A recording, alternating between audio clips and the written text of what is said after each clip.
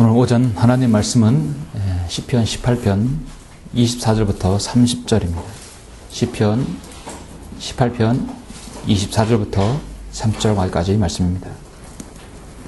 오전 하나님 말씀은 시편 18편 24절 30절 제가 봉독해 올리겠습니다. 그러므로 주께서 내 의를 따라 그의 목전에서 내 손의 정결함을 따라 내게 갚으셨도다.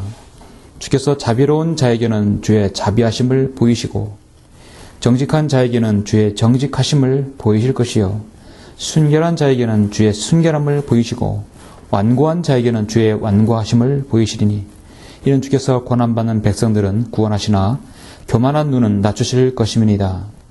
이는 주께서 나의 촛불을 켜시고 주 나의 하나님께서 내 어두움을 밝히실 것임이니이다.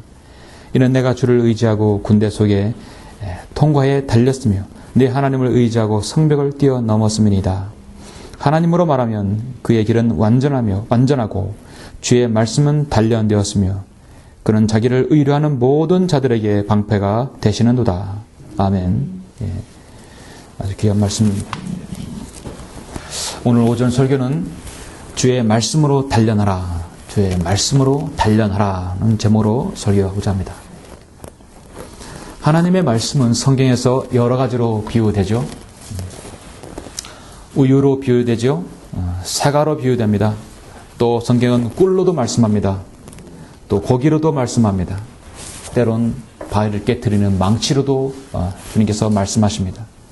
어두운 밤을 밝히는 길을 밝히는 등불로도 제시됩니다.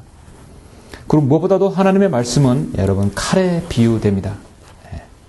에베소서 6장 17절에 보시면 또한 구원의 투구와 성령의 칼, 곧 하나님의 말씀을 가지고 마귀와 대적하라는 말씀을 하고 있죠. 하나님의 말씀은 성령의 칼입니다. 히브리서 4장 12절에서 하나님의 말씀은 살아있고 활력이 있어 양날이 있는 어떤 칼보다도 예리하여 혼과 영 그리고 관절과 골수를 찔러 가르고 마음의 생각들과 의도들을 판별하느니라. 그 어떤 양날이는 칼보다도 예리하다 하겠습니다. 여러분이 가지고 있는 하나님 말씀은 정말 성령의 칼입니다. 하나님 말씀은 예리합니다. 말씀은 예리한데 다루는 사람이 예리하지 않으면 안 되겠죠. 얼마나 칼이 날카로워 예리하다고 할 수 있습니까? 관절과 골수를 찔러 가르고 마음의 생각들과 의도들까지 판별하라고 뒤집는 것이 마음의 생각을 비수를 꽂아서 찔리게 하는 것이 죄의 찔림까지 주는 것이 바로 하나님의 말씀입니다. 저는 개인적으로 기계공학을 전공했는데요. 기계공학은 분야가 아주 넓습니다. 넓기 때문에 특히 그 중에 열처리가 도금 기술이 있습니다. 설계도 있고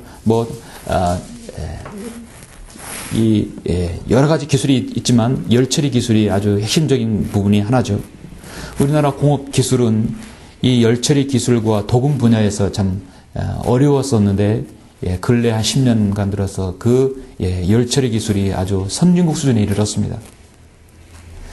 자동차를 고치다 보면 공구가 쉽게 망가져서 못 쓰는 이유가 바로 열처리 때문에 그렇습니다. 공구가 열처리가 되지 않으니까 금방 망가지고 상해지고 무뎌지는 것이죠. 근데 일본 제품을 사면 틀립니다. 아직까지 아주 전문가들은 대부분 일본이라든지 독일제를 쓰는 경향이 있습니다. 왜냐하면 열처리가 잘 되어 있기 때문입니다. 칼, 여러분 검은 과거에 전쟁에 있어서 아주 중요한 무기죠. 칼에 있어서 가장 중요한 것은 열처리입니다. 옛날부터 검을 만드는 기술은 여러 가지가 있었는데요. 과거에 일본은요, 자신들이 사용하는 그 사무라이 검이 세계 최고의 검이라고 주장하였었습니다. 그래서 검과 총알의 맞대결까지 펼치는 동영상도 봤습니다. 총알도 반쪽으로 쪼개는 것을 봤어요. 얼마나 검이 열처리가 잘 됐으면 총탄이 검 가운데로 딱 지나갔을 때 총알이 싹 갈라지는 것이에요. 그런데 일본에서도 사무라이 칼이 가장 날카롭다고 하지만 또한 과거 우리 백제에서도 세계 최고의 검을 만들었다고 주장하고 있습니다. 그것은 바로 이름이 백제신검인데요. 역사적 기록에 의하면 백제의 검 기술이 일본으로 건너가서 사무라이 검이 만들어졌다고 기록되는 것이 많이 볼 수 있습니다. 어떤 것이 사실인지 모르지만 어쨌든 세계 최고의 검은 과연 어떻게 만들어지는 것인가?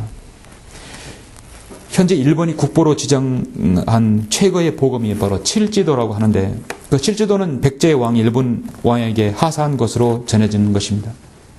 바로 본래 우리의 것이라고 하죠. 백제가 만들었던 백제신검이라고 합니다. 보검을 만들려면, 명검을 만들려면 반드시 들어가야 할 두 가지 공정이 있습니다. 크게 엄말이 세 가지 공정인데, 크게 두 가지 공정인데, 그것은 바로 사철을 써야 합니다. 여러분, 사철은 모래에서 추출한 바로 철입니다. 그냥 철이 아니라 모래에서 추출한 철이 있어야 합니다. 그것을 수없이 겹쳐 접어서 때리고 겹쳐 접어야 합니다. 사철 관계를 13번 단조 접쇠를 작업을 통해서 몇 번 접어서 두드리고 또 몇 번 접어서 두드리냐면 8,000번을 두드려야 보검이 만들어진다고 합니다. 두들겨서 또 접고 두들겨서 접고 8,000번 이상을 해야 합니다.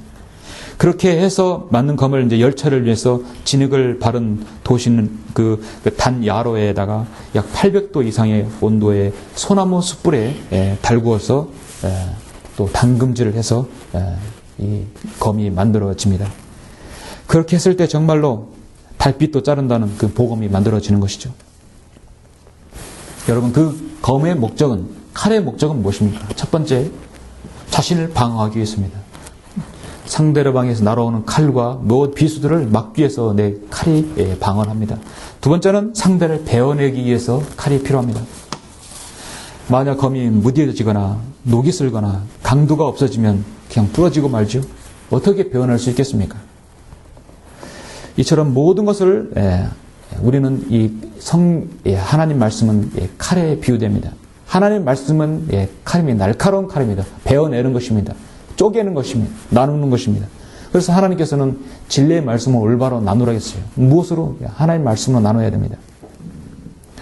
하나님의 말씀을 다루는 사람들은 저는 개인적으로 말씀을 다루는 검객이라고 보아집니다. 자, 이것이 하나님의 말씀이라고 분명히 성경에서 말씀하고 있는데 성령의 검입니다. 여러분 모두는 다 성령의 검을 한 자리씩 가지고 있어요. 총으로 하자면 개인 화기입니다. 개인적으로 여러분 아주 날카로운 양날선 검을 가지고 있어요. 어린 아이에게 면도날을 쥐어주면 큰일 나겠죠. 구원받지 못한 사람의 성경은 바로 저주의 책이 되어버릴 수 있는 것이죠. 우리 구원받은 성령 듣는 사람들에게 이 말씀은요, 아주 날카로운 양날선 검입니다. 우리 모두는 다 하나님 말씀의 검객들입니다. 자신에게 주어진 하나님의 말씀을 지속적으로 수없이 갈고 연마하고 자신을 보호하고 마귀의 세력들을 무력화시켜야 합니다. 그렇게 했을 때 여러분의 검은 어떤 상태입니까? 나는 말씀의 고수가 되는 것인가? 나는 말씀에 아직도 하수인가? 나는 계속해서 고수를 위해서 열심히 나는 노력하고 있는가? 오늘 오전에 우리는 하나님 말씀에 대한 나의 자서와 그리고 지금까지 말씀에 여러분 얼마나 깊이 있게 상고하였고 또 말씀을 정말 사랑하며 연단하고 내가 그것을 계속해서 숙달하였는지 자신을 한번 돌아보는 계기가 되었으면 합니다. 오늘 본문은 사무엘하 2장 22장과 매우 흡사한 장입니다. 흡사하다고 아니 거의 동일한 말씀이에요. 사무엘하 22장을 읽으면 시편 18편을 읽는 것과 동일합니다. 여러분 한글 킹제임스 읽다 보면 거의 동일한 것을 알 수 있을 것입니다. 그것은 곧 다윗이 사울의 위험으로부터 구해내신 하나님을 찬양하는 장입니다. 이 본문 특히 이 시편 24절부터 30절의 말씀은 사무엘하 22장에서도 그대로 볼 수 있는데요. 성경의 저자이신 성령님께서 왜 두 말씀을 이렇게 사무엘서 21장에서 다시 또 그 다윗이 18편에서 이렇게 기록하였는가? 분명히 목적이 있습니다. 이유가 있겠죠. 중요하기 때문입니다. 오늘 핵심되는 구절은 30절입니다. 하나님으로 말하면 그의 길은 완전하고 주의 말씀은 단련되었으며 그는 자기를 의뢰하는 모든 자들에게 방패가 되시는도다. 이게 바로 다윗의 고백입니다. 그리고 바로 여러분의 고백이어야 할 것입니다.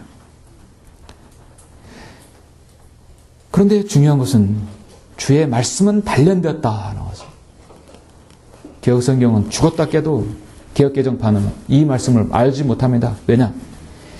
주의 말씀은 단련됐다는 말이 삭제되어 있어요. 그냥 하나님의 도는 완전하고 여호와의 말씀은 정리하니 저는 자기에게 피하는 모든 자의 방패시로다. 주의 말씀은 단련됐다는 말씀이 이 구절이 삭제되어 있어요. 하나님의 말씀으로 단련되라는 말씀이 삭제되어 있기 때문에 개혁성경을 다루고 개정판을 다루고 병기등상을 다루는 사람은 절대 자신들의 칼이 절대 날카롭다고 할 수 없습니다. 다윗은 이스라엘 왕이 되기까지 정말 하나님의 다루심으로 단련되었고 철저하게 하나님만을 의지하는 법을 배우게 되었습니다. 다윗이 14년 이상을 10년 이상을 사울로부터 쫓김을 당하지 않고 광야에서 토굴에서 유리하면서 그렇게 고생하지 않았다면 어떻게 그가 참으로 헤브론에서 7년, 예루살렘에서 33년을 다스릴 수 있겠습니까? 그 모든 전쟁에서 어떻게 다 승리하며 이끌 수 있겠습니까? 분명히 그는 연단되었고 단련되었고 훈련받았죠. 바로 광야에서 그렇게 사울을 통해서 훈련받았던 것입니다. 정말 그는 하나님을 사랑했고 하나님을 철저히 신뢰하는 사람이었습니다. 18편 1절 3절 잠깐 보시면 오 나의 힘이신 주여 내가 주를 사랑하리이다. 사랑하리이다. 자신의 의지를 말씀하고 있죠. 주는 나의 반석이시요 나의 요새시며 나의 구원자시라. 나의 하나님이시며 내가 신뢰할 나의 힘이시요 나의 방패시며 나의 구원의 뿌리시며 나의 높은 망대시니이다. 내가 찬양을 받으시기에 합당하신 주를 부르리니 그리하여 내가 내 원수로부터 구원을 받으리라. 얼마나 자신이 어려운 가운데 있었으면 죽음의 슬픔과 지옥의 슬픔이 나를 애워쌌다고 5절에서 고백하고 있습니까? 수없이 많은 죽음의 덫에서 자신이 굶었다고 간증하고 있습니다. 하나님께서는 다윗뿐만 아니라 모든 하나님의 사람을 훈련시키는 최고의 교관이죠. 최고의 훈련 교관이십니다. 영광로에도 집어넣고 때로는 왕궁에서도 살게 하시고 때로는 광야에서 때로는 양치는 목자로 사용하셔서 하나님께서 자신의 쓰임 받게 하시려고 여러 가지로 당금질을 하십니다. 여러분은 럭커 목사님의 썩지 않은 면류관을 읽어보셨죠? 우리는 반드시 읽어보셔야 할 겁니다. 하나님께서 한 사람을 그렇게 그 내 잔이 넘치도록 하나님께 쓰실 때 얼마나 하나님께서 그를 그렇게 훈련시켰는지 알 수 여러분 있을 것입니다. 다윗 하나님의 사람들, 여러분 얼마나 많은 사람들, 이 신약시대에 쇠격한 그리스도의 군사들 얼마나 많습니까? 뿐만 아니라 바로 여러분 자신도 이 하나님께서 세우신 이 지역에서 쓰시기 위해서 그동안 얼마나 많이 훈련시켰고 얼마나 많은 여정 끝에 여러분 이곳에 오셨습니까? 하나님의 사랑하는 사람들은 하나님의 훈련받은 사람들입니다. 그 사람들은 바로 주의 말씀으로 단련된 사람들입니다. 하나님의 말씀은 전신 갑옷을 입은 그리스도인에게서 적을 대적하여 공격할 수 있는 칼인 것입니다. 그 칼을 사용하여서 여러분이 마귀의 술책에 대응하여 설 수 있고 그 어떤 이단과 어떤 악한 무리라도 말씀의 이 한 자rum이 있으면 여러분이 승리할 수 있는 것입니다. 활력이 있어서 살아있고 활력이 있어서 혼과 영 그리고 관절과 골수를 찔러가르고 마음의 생각과 의도를 판별한다겠습니다. 하나님의 말씀의 칼로 인해서 내 죽었던 혼과 육체를 완전히 싹 영적 수술을 이루어서 혼과 여러분 육체를 분리시켜 놓죠. 마치 얼음의 냉동실에서 얼음을 딱 비틀으면 분리되듯이 여러분은 혼과 영이 분리되어 있습니다. 육체가 분리되어 있습니다. 그리고 여러분의 영은 죽었던 영이 예수 그리스도를 통해서 살아났어요. 성령님으로 거듭났습니다. 더 이상 우리의 혼은 내 정신은 육체로 컨트롤받지 않고 영으로 인해서 영향을 받게 되는 것입니다. 영적인 그리스도인이 되는 것이에요. 혼이 육적으로 붙으면 그는 카날 그리스도인입니다. 육신적인 그리스도인이 되는 것입니다. 근데 그 늘 칼로 하나님의 말씀으로 분별함을 갖게 해요. 이처럼 하나님의 말씀은 분명하게 칼로 묘사되고 있습니다. 장사한 사람에게는 단단한 음식이 되기도 합니다. 지각을 사용함으로써 단련을 받아 선악을 분별하는 분별력을 갖기도 합니다. 성장한 그리스도인에게는 여러분 늘 우유는 안 되지요? 구원받은 사람에게 늘 구원받으라고, 장성한 그리스도의 군사에 이르는 사람에게 계속 사도 바울 선신에서만 머물게 되면 어떻게 계속 더 성장할 수 있겠습니까? 우리는 하나님의 직접적인 명령에 순종해야 합니다. 하나님께서 모든 사람이 구원을 받고, 여러분 받으셨죠? 진리의 지식에 이르기 위해서 꾸준히 우리는 말씀으로 단련되어야 합니다. 그렇다면 우리는 어떻게 해서 하나님의 말씀으로 단련되는 것인가? 하나님의 말씀으로, 주의 말씀으로 단련되라는 그 의미는 어떤 단계가 필요한 것인가? 오늘 저는 이 18편 24절에서 30절까지 세 단계를 여러분에게 제시하고자 합니다. 이 4단계는 어떤 것인가? 마찬가지 여러분 나중에 가셨어요. 사무엘하 22장도 동일하게 한번 보시길 바랍니다. 주의 말씀으로 단련하라. 그렇게 하려면 첫 번째는 하나님의 말씀에 존중함을 알아야 합니다. 너무너무 중요합니다. 여러분이 나그른 사람에게 복음을 전한 이후에 성경의 변개와 실상을 알릴 때, 또 하나님의 말씀, 진리의 말씀을 전할 때 그 사람이 가장 의도를 파악해야 했던 것이 바로 가장 중요한 것이 뭐냐면, 이 사람이 하나님의 말씀을 존중하는가, 하나님의 말씀을 사랑하는가, 하나님의 말씀을 믿는가, 그걸 보셔야 됩니다. 이 망에서요 걸러지지 않으면요, 더 이상 얘기하면 시간 소비입니다. 그래서 길가에서 복음 전하다 여호와증이라고 우리 얘기할 필요 없어요. 딱 전도 주시고 거기서 끝나야 돼요. 절대로 그 사람들 말씀 존중하는 사람도 아니고, 절대로 그 사람들 하는 말씀을 사랑하는 사람도 아니에요. 예수 그리스도를 거부한 사람하고 뭐 어떤 논쟁할 필요가 없습니다. 술 친 사람하고 여러분 여호와증인하고 절대 상대해서는 안 됩니다. 내가 이렇게 제시했을 때 당신이 그 말씀에 딱 성경에서 내가 근거를 제시하고 증명했는데 당신은 그 말씀에 수긍하겠다면 내가 다음 말을 하겠다. 그럼 그 약속을 받으면 할 수 있어요. 근데 그 약속하지 않으면 할 수 없습니다. 하나님의 말씀의 존중함을 알아야 하는 것이 주의 말씀으로 단련하는 첫 번째 단계입니다.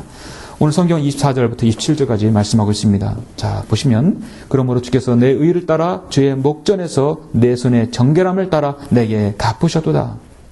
하나님께서는 어떻게 갚으시냐면요, 주께서 자비로운 자에게는 주의 자비하심을 보이시고 정직한 자에게는 주의 정직하심을 보이실 것이다. 순결한 자에게는 주의 순결함을 보이시고 완고한 자에게는 주의 완고함을 보이시리니 이는 주께서 고난받는 백성들은 구원하시나 교만한 눈은 낮추실 것임이니라. 아멘. 하나님 말씀에 지극히 순결하고 순수한 말씀은요, 정말 겸손한 자에게 은혜를 주시고요, 그 말씀을 깨닫게 해주십니다. 교만한 자에게는요, 내가 몇 번 읽었는데, 내가 몇 번이고, 내가 어떤 책을 봤는데, 교만한 자세로, 내가 이런 성경을 내려다보는 자세로 보게 되면 하나님께서는 어떠한 조명도 줄 수 없습니다. 순결한 자에게는 주의 순결함을 반드시 보이십니다.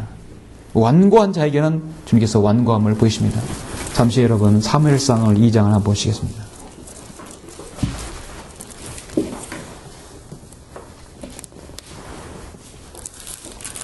지금 엘리 제사장의 아들이 간음하며 그 다음에 하나님의 법, 제사를 완전히 업신여기고 멸시하고 있어요. 하나님을 전혀 존중하지 않는 두 아들이 있습니다. 여러분 아시다시피 엘리의 두 아들들은 벨리의 아들들이라고 성경은 말씀하고 있죠. 그런데 여러분 그 아들들에 대해서 경고했습니다. 자, 그렇게 아들들이 불순종할 때 엘리가 뭐라고 했냐면, 내 아들들아 그리 말라. 내가 좋지 않은 소문을 듣나니 너희가 주의 백성으로 범죄케 하는도다. 한 사람이 다른 사람에게 죄를 지으면 재판관이 그를 판단할 것이나 사람의 죄를 거역하여 죄를 지으면 누가 그를 위해 간청하겠느냐 하였으나 그래도 그들이 자기 아버지의 음성에 경청하지 아니하였으니 이는 주께서 그들을 죽이고자 하심이더라. 아이 사무엘이 점점 자라면서 주와 함께 모두 사랑을 받더라. 주와 사람들에게 모두 사랑을 받더라. 자, 하나님께서 이제 엘리 집에 어떻게 하시는가 보시죠. 자, 홈리와 피나스는 이제 하나님께서 이미 제껴놨어요. 이미 그를 죽이고자 하셨어요. 자, 엘리에게 경고하시는 말씀 27절, 2장 27절 보시면, 하나님의 사람이 엘리에게 와서 그에게 말하기를 주께서 이같이 말씀하시니라. 내 조상이 이집트에서 파로의 집에 있었을 때 내가 분명히 그들이 집에 나타나지 않았느냐. 내가 그를 이스라엘 온 지파 중에서 내 제사장으로 택하여 내 제단에 제사를 드리고 분향하며 내 앞에서 에봇을 입게 하지 않았느냐? 또 내가 이스라엘 자손이 불로 만든 모든 제사를 내 조상의 집에 주지 아니하느냐? 어찌하여 너희는 내가 내 처소에서 명령한 내 희생 제물과 내 제물을 차 버리며 내 자식을 나보다 더 높여 내 백성 이스라엘의 모든 제물 중에서 가장 좋은 것으로 너희 자신을 살찌우느냐? 내 제물을 차버린다 하겠습니다. 너희 자신을 살찌우느냐? 그러므로 이스라엘 주 하나님이 말하노라. 내가 참으로 내 집과 내 조상의 집이 내 앞에서 영원히 하리라고 말하였으나 이제 주가 말하노니 결코 그렇게 하지 아니하리라.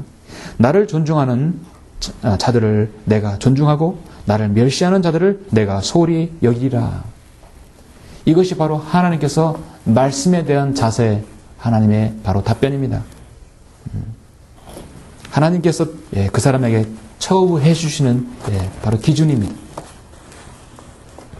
하나님의 말씀을 존중하는, 나를 존중하는 자들을 내가 존중하고 나를 멸시하는 자들을 내가 소홀히 여긴다 하겠습니다.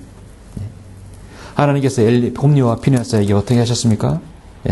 전쟁에서 그대로 죽이셨고 바로 하나님의 꾀를 빼앗기게 했고 또 그 아버지의 엘리는 그 소식을 듣고 목이 부러져 죽었습니다. 며느리는 또 아이를 낳다가 죽게 되었습니다. 하나님께서 그 아이 이름을 이카봇이라 하겠죠? 하나님을 존중하지 않는 이 한 가정, 한 집안은 이렇게 완전히 몰락하는 것입니다. 결론적으로 이스라엘 백성, 이 민족도 유다 백성 이스라엘도 하나님을 존중하지 않았기 때문에 아시리아와 여러분 바빌론에게 다 패망하지 않았습니까? 얼마나 이 세상에, 이 땅에 있는 교회들이 하나님을 사랑하고 여호와 경배와 찬양하면서 하나님을 존중하지 않습니까? 천안에서 가장 큰 교회의 전도지입니다. 전도지인지 교회 소교인지 몰라요. 담배는 자라나는 새싹을 병들게 합니다. 천안에서 가장 큰 교회, 그 다음 큰 교회가 지난번에 태진아라는 가수를 불러놓고 그들이 말하는 그 신성한 성전에서 성전 건축 헌금을 거둬들여서 성전을 세운 다음에 그 안에서 세상의 가수들을 불러놓고 노래하는 것이에요.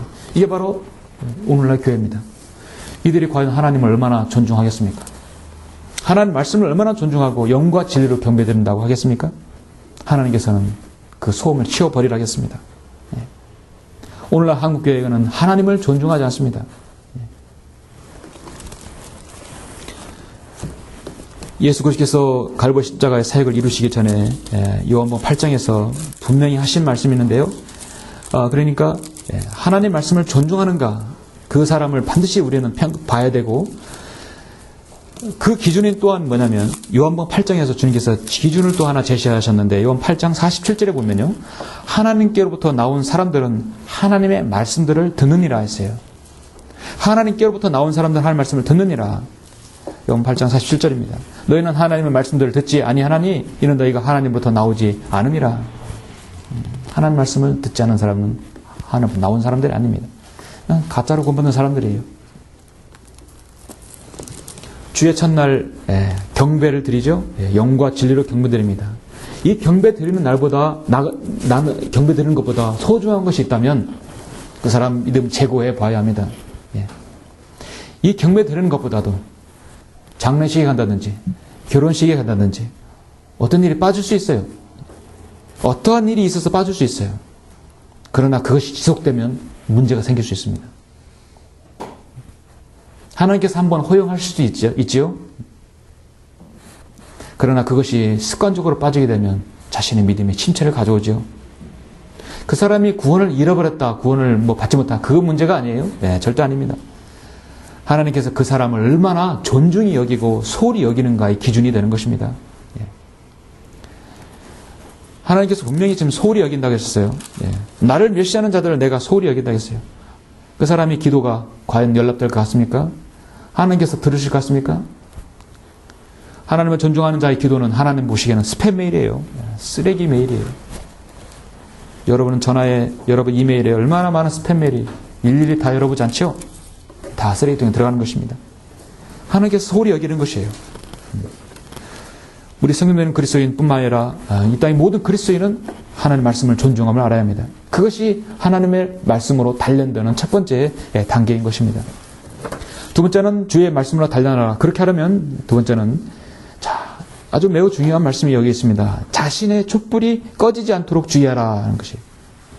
자신의 촛불이 꺼지지 않도록 주의하라. 아, 이런 말씀도 있는가? 예. 여러분 28절 29절 보시겠습니다. 이는 주께서 나의 촛불을 켜시고 주 나의 하나님께서 내 어두움을 밝히실 것임이니이다. 이는 내가 주를 의지하고 군대 속을 통과해 달렸으니 내 하나님을 의지하고 성벽을 뛰어넘었음이니이다. 하나님께서는 여러분의 개별적으로 다 촛불을 주셨어요. 로코 목사님 자서전에 그렇지 않습니까? 하나님께서는 나의 장부를 다 가지고 있다 했습니다. 하나님께서는 여러분의 장부를 다 가지고 있습니다. 그 장부는 그리스도의 심판상 앞에서 피실 것입니다. 그리고 바로 이 땅에서 여러분의 촛불도 있다는 사실이죠. 잠언서 20장 잠깐 보시겠습니까? 20장 27절 중요하기 때문에 찾겠습니다. 20장 27절 보시면 사람의 영은 주의 촛불이라 뱃속에 있는 모든 깊은 부분들을 살피느니라. 사람의 영은 주의 촛불이에요. 예수님께서 마태복음 5장 14절에서 왜 너희는 세상의 빛이라고 했습니까? 산 위에 있는 성읍에 숨겨질 수 없느니라. 사람들이 촛불을 켜서 곡식되는 말 아래 두지 아니하고 촛대 위에 두나니 그러면 집안에 있는 모든 사람에게 비치느니라. 예수님께서 여러분에게 세상의 빛이라고 분명하셨는데 그 빛을 발산하지 못하면 어떻게 되겠습니까? 하나님께서 여러분 사람의 영은 거듭난 영은 주의 촛불이라고 했는데 그 촛불이 꺼져버렸으면 어떻게 세상을 밝히겠습니까? 자, 시편 12편 6절 7절에서 뭐라고 나오냐면요. 주의 말씀들은 순수한 말씀들이라 흙도관에서 단련되어 7번 정화된 은 같도다. 자, 하나님 말씀이 1611년에 영국 킹제임스 성경이 나오기까지 얼마나 많은 단계를 거치고 정련되어졌습니까? 7번 정화된 은 같도다. 우리 한국 킹제임스도 마찬가지입니다. 1994년까지 나오기까지 그렇게 과정을 거쳤어요. 오주여, 주께서 이 말씀들을 간수하시리니 이 사람들이 아닙니다. 오직 말씀들입니다. 주께서 이 세대로부터 영원토록 그것들을 보존하시리이다. 성경 보존은 성경 교리입니다. 하나님 말씀은 영감으로 기록되고 섭리적으로 보존됐다는 것입니다. 자, 여러분이 가지고 있는 하나님 말씀은요 7번 정화된 은 같아요. 여러분이 가지고 있는 개인적으로 가지고 있는 이 말씀은 순수한 말씀들이야. 내가 믿든 믿지 않든 하나님 말씀은 항상 여기에 있고 항상 옳고 항상 정확합니다. 항상 7번 정화된 은 같습니다. 내가 게을리고 나태해도 하나님은 항상 눈동자처럼 나를 지켜보십니다. 내가 믿지 않아도 그건 내 문제예요. 하나님은 변함이 없습니다. 문제는 여러분 하나님의 말씀을 보실 때 자신이 비치십니까? 오늘 아침에 여러분 나오실 때 거울 보셨죠? 거울은 왜 봅니까? 자신을 보기 위해서입니다. 아, 내 모습이 흐트러진 곳이 없는 것인가? 거울을 보게 됩니다. 여러분의 영적인 촛불은요, 여러분 자신을 봐야 합니다. 자신을 보지 못하면 촛불이 꺼지게 돼요. 더 이상 하나님께서 그 사람을 쓰실 수가 없고 세상의 빛의 역할을 할 수가 없죠. 은 정령 과정을 자세히 여러분 살펴보면요, 은 세공사는 은을 조각조각 빻아가지고 그걸 도가니에 넣습니다. 도가니에 적정한 온도를 불 위에 올려놓습니다. 끓여요. 그리고는 은이 녹을 때까지 주의 있게 관찰합니다. 그러다가 이물질이 도가니 맨 위로 뜨게 되면 그 세공사는 도가니에서 그 이물질을 제거합니다. 동시에 은 세공사는 그 은이 너무 높은 열 때문에 손상을 입지 않도록 불 속에 있는 은을 항상 지켜보고 있습니다. 시간이 지나면 따라 불을 더 뜨겁게 해서 이물질을 제거할 때마다 그 은 세공사는 도가니에서 몸을 굽혀서 뭘 확인하냐면 자신의 모습을 비춰봐요. 그래서 이물질을 제거할 때마다 도가니에서 아주 그 깨끗한 그 은의 모습에서 자신의 모습이 보이는 것이에요. 그랬을 때 이것이 순도 높은 은이 되는 것입니다. 그래서 자신의 모습을 비춰보게 하는 거예요. 여러분 하나님의 말씀은 흙도관에서 단련되어 7번 정화된 은같도다 했어요. 정화된 은, 이 하나님의 말씀을 통해서 자신의 모습을 볼 수 있다면 그 사람은 여러분 아직 여전히 살아있는 촛불입니다. 하나님께서는 우리 자신을 한 촛불로 여기셔서 여러분 세상의 빛으로 어두운 곳에 비추는 사람들로 들어 쓰시고 있습니다. 여러분의 촛불이 사람의 영은 주의 촛불이라 하겠는데 내 촛불이 흐려지고 꺼져버리거나 나 자신을 볼 수 없다고 한다면 우리가 어떻게 다른 사람을 이겨오고 주님께로 인도할 수 있겠습니까? 말씀드렸듯이 한국교회의 가장 큰 문제는 이 심각한 영적 심체와 이 영적인 부패를 알지 못한다는 상황이에요. 이게 문제예요. 자신을 진단을 못한다는 겁니다. 어디로 가고 있는지, 에큐메니컬 교회 운동으로 가고 있는 것이 옳은 것인지 그런 건지 그렇게 가고 있는 것을 그냥 보고만 있는 것이에요. 은사주의자들이 그렇게 이끌고 있는 것을 그들은 따라가는 것입니다. 온갖 비성경적인 행태들이 난무한 상에서 그들은 하나님을 위하여 한다고 하면서 지금 교회 사역을 그들 하고 있습니다. 병에던 한글 개혁 성경을 쓰는 가운데 거기에 토속 샤머니즘을 가미시켜서 기도원을 만들고 얼마나 많은 비성경적 행태들이 이루어집니까? 너희 믿음의 시련이 불로서 단련될지라도 없어져 버리는 금보다 훨씬 더 귀하게 되어 예수 그리스도께서 나타나실 때 칭찬과 존귀와 영광을 받게 하려 함이니라. 베드로전서 1장 7절에서 말씀하고 있습니다. 우리는 정말 시련과 연단을 통해서 여러분 금보다 훨씬 더 귀한 그 믿음을 여러분 계속해서 여러분 보유하고 있습니까? 한국교회는 더 이상 어떻게 손을 쓸 수 없는 상황입니다. 중요한 것은 내가 그 자리에 있다면 거기서 나와야 합니다. 성별을 해야 하는 것입니다. 내가 그 사람들을 변화시킬 수는 없어요. 유일한 바로 방책인 것입니다. 나와서 나 자신도 주의 말씀으로 연단이 되어야 합니다. 그래서 나 자신이 하나님 앞에 촛불이 되어야 할 것입니다. 그래서 이는 주께서 나의 촛불을 켜시고 주 나의 하나님께서 내 어두움을 밝히실 것입니다. 여러분 자신이 한글 김재현 성경을 최종 권위로 믿고 이 성경을 따르고 이 성경이 이루어질 것을 믿고 있으면 오전에 말씀 아까 성경 공부한 대로 아리엘 예루살렘이 반드시 회복될 것을 믿고 있으면 정말 여러분 이 성경은 여러분 자신의 촛불이 될 것입니다. 검이 되고 여러분 자신의 촛불 하나님께서 켜실 것입니다. 그럼 나는 세상의 빛이 될 것이죠. 이 대회에 참여했다가 그렇지 못하다면 하나님의 방식은 어떤 것인가? 요한계시록 2장 5절에서 그렇게 말씀합니다. 그러므로 내가 어디서 떨어진지를 기억하고 회개하며 너는 처음 일들을 행하라. 만일 그렇지 않고 회개하지 아니하면 내가 속히 너에게 와서 내 촛대를 그 자리에서 옮기리라. 촛대를 옮긴다 했습니다. 더 이상 그 사람을 쓸 필요가 없는 것이죠. 그러므로 여러분의 촛대, 내 자신의 촛대, 사람의 영은 주의 촛불이라고 분명히 말씀하셨습니다. 그 우리의 촛대, 우리의 불은요, 촛불은 계속해서 켜 있어야 합니다. 레위기 6장에 보면 우리 지금 레위기 공부하는데 번제물이 나오죠. 자, 6장은 번제에 대해서 한 번 더 부가적으로 설명하는데 마지막으로 중요한 부분이 나오는데 레위기의 번제는요, 그 불은 제단 위에서 항상 타게 해서 결코 꺼지지 않게 할지라 했어요. 번제의 불은 결코 꺼지지 않아야 합니다. 내 자신의 촛불은요, 꺼지지 않아야 합니다. 시련과 연단을 통해서 내가 넘어지거나 내가 믿음이 나태해진다거나 하나님을 존중하지 않으면 주님께서는 우리의 불을 끄실 수밖에 없습니다. 우리의 불은요, 주님 앞에 나아가는 그 순간까지 계속 타올라야 합니다. 그리고 그 말씀을 통해서 자신을 볼 수 있어야 합니다. 세 번째로 주의 말씀으로 단련하라. 그렇게 하려면 마지막 세 번째는 주의 말씀이 자신의 생에 방패가 되도록 숙련해야 합니다. 내가 하나님의 말씀을 존중하고 하나님께서 나에게 촛불을 주셨다고 하면, 촛불을 켜셨다고 한다면 지속적으로 그것이 유지되도록 해야 되고 숙련하도록 해야 합니다. 하나님의 말씀이 내 생의 방패가 되도록 숙련하고 연마해야 합니다. 그것이 곧 주의 말씀으로 단련하는 것이죠. 오늘 마지막 여러분 시편 18편 30절을 보시겠습니다. 가장 중요한 말씀입니다. 하나님으로 말하면 그에게는 완전하고 주의 말씀은 단련되었으며 그런 자기를 의뢰하는 모든 자들에게 방패가 되시는도다. 아멘.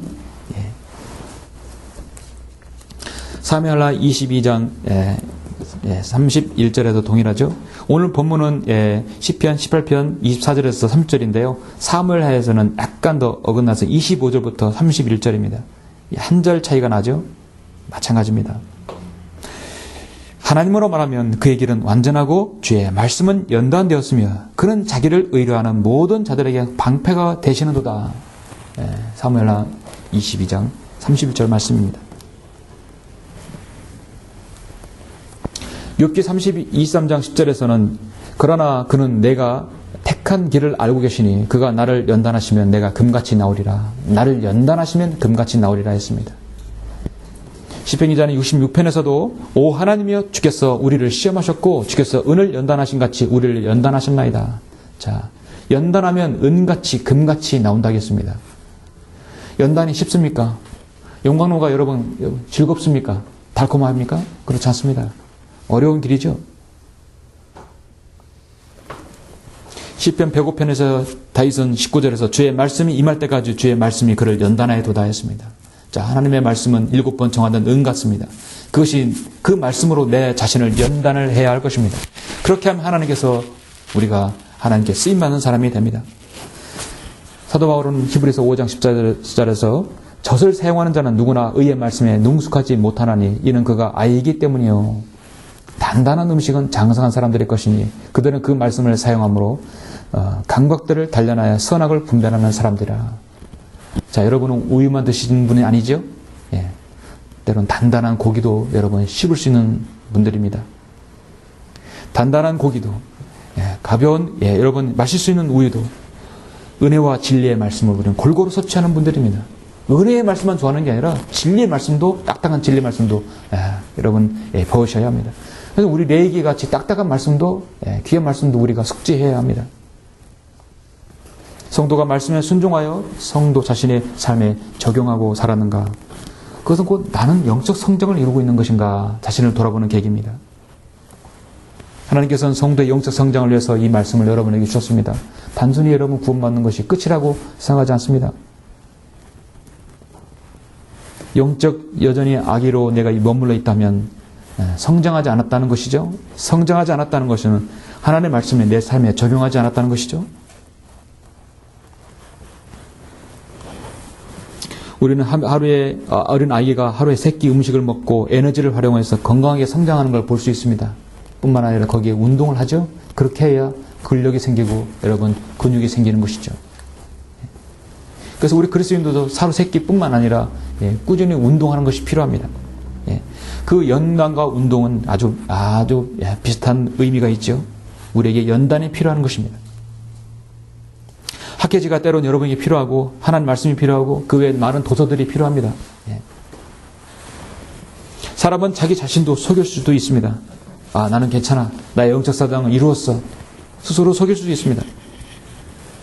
그러나 너희는 말씀을 행하는 자가 되고 단순히 듣기만 하는 자가 되어 자기 자신을 속이지 말라 했습니다.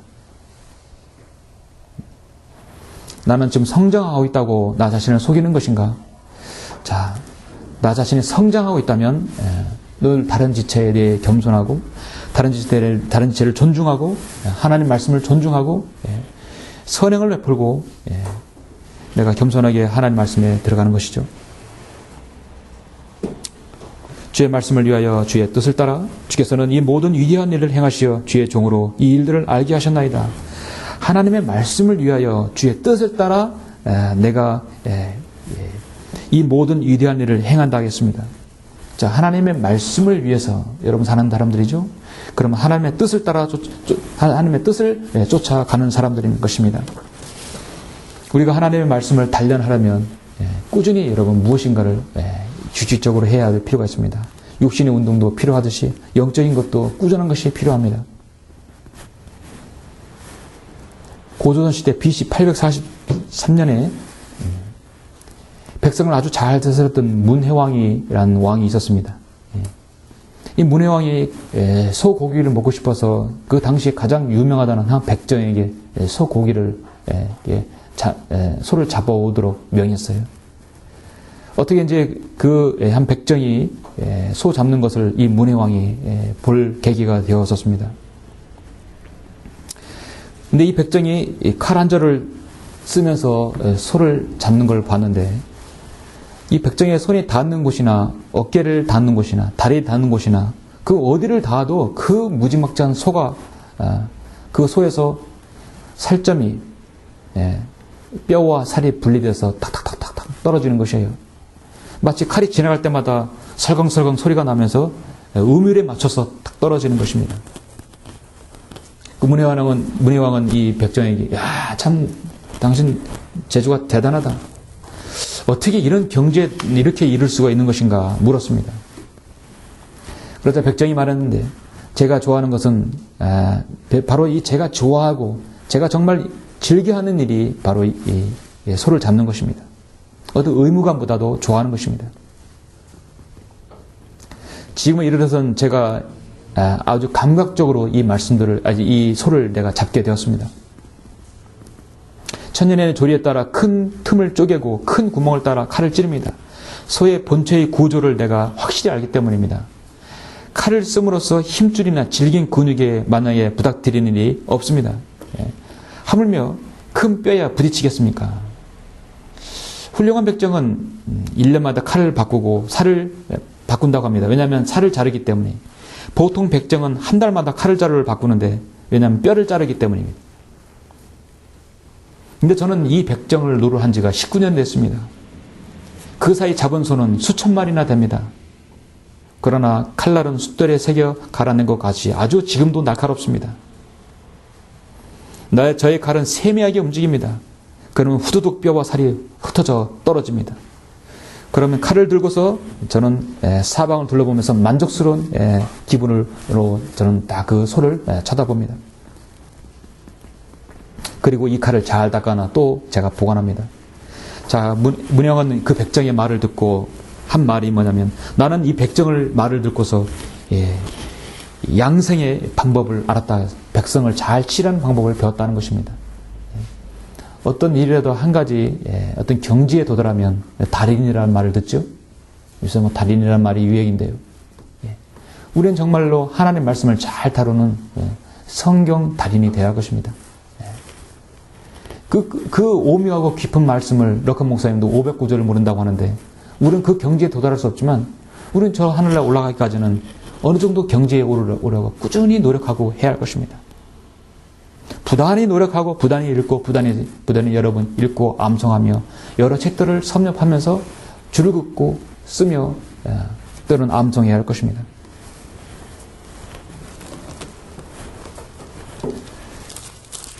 마치 이 백정이 소를 그렇게 뼈와 살을 분리하는 것을 보면은 히브리서 4장 12절 말씀 여러분 기억나시죠?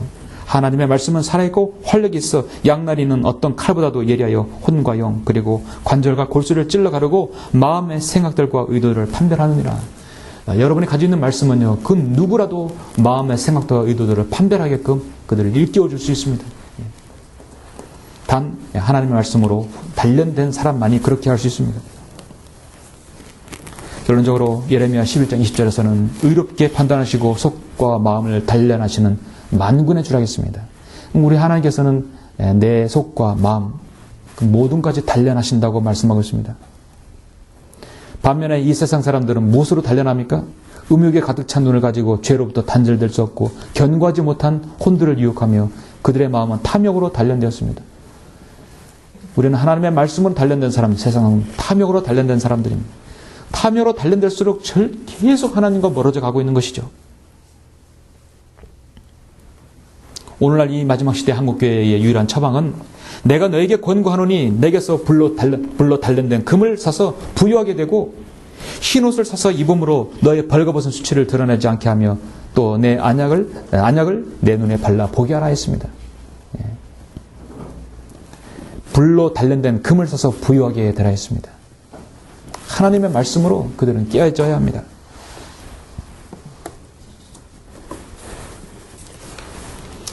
사랑하는 성도 여러분, 우리가 어떤 일을 할 때, 어떤 일을 시도했을 때 하나님께서는 그 일이 자신이 합당한 일이라면 즉시 들어주실 것입니다. 즉시 이루어질 수 있습니다. 그러나 하나님의 허용하신 뜻이라면 하나님께서 약간 시간이 경과한 후에 허락해 주실 때도 있죠. 모든 것은 우리 그리스도인의 우리 범죄의 모든 일들은 하나님의 뜻에 따라 하나님께서 이루시고 하나님께서 관여하시고 해주십니다. 한 사람 한 사람 만날 때도 우리가 그래서 기도해야 합니다. 이 사람을 만나고 이 일을 하는 것이 하나님의 뜻인가를 물어야 할 것입니다. 그래서 우리는 매 순간 기도해야 되겠죠. 한 번 기도했을 때 즉시 응답되는 기도가 있는 반면 여러 번 기도해서 내 기도의 인내가 하나님께서 다다를 때까지 그런 기도가 또 있을 것입니다. 우리가 하나님의 말씀과 때는 고난으로 하나님께서 집어넣는 경우는 여러분을 연단시키기 위해서인 것입니다. 하나님의 말씀을 배우는 것은요, 나에게 하나씩 더해지는 것이고, 여러분이 연단이 되어지는 것은 나에게서 무엇인가 하나 덜어내는 것이죠. 나에게 쓴뿌리와 나에게 게으름과 악함과 모든 것들이 나에게 덜어내는 것입니다. 나는 하나님의 말씀으로 배우면서 더해지고, 연단됨으로써 내 자신에서 하나씩 마나스가 덜어내는 것입니다. 덜어내고 더해지고 그것을 잘해야겠죠. 여러분 모두 하나님의 말씀을 잘 훈련되고 연단되기를 원합니다. 시편 119편 28편에서 나의 혼이 진름으로 인하여 녹사오니 주의 말씀으로 나를 강건하게 하소서 고백하고 있습니다. 잠언 6장 27절에서 사람이 가슴에 불을 품었는데 옷이 타지 않겠느냐 하겠습니다. 자, 여러분 마음에 하나님의 말씀으로 뜨겁습니까? 가슴에 불을 품었는데 여러분 답답하지 않으십니까? 하나님의 말씀의 갈급함으로 나의 혼이 질르는 힘으로 인하여서 녹는다고 시편 119편은 다윗은 고백합니다. 바로 그 말씀으로 나를 강건하게 하소서 다윗은 고백합니다. 자, 여러분의 남은 생애도 나의 혼이 짓눌림으로 인하여 녹사오니 주의 말씀으로 나를 강건하게 하소서. 주의 말씀으로 여러분이 잘 단련되는 그런 훌륭한 그리스도인이 되길 간절히 바랍니다. 기도하시겠습니다.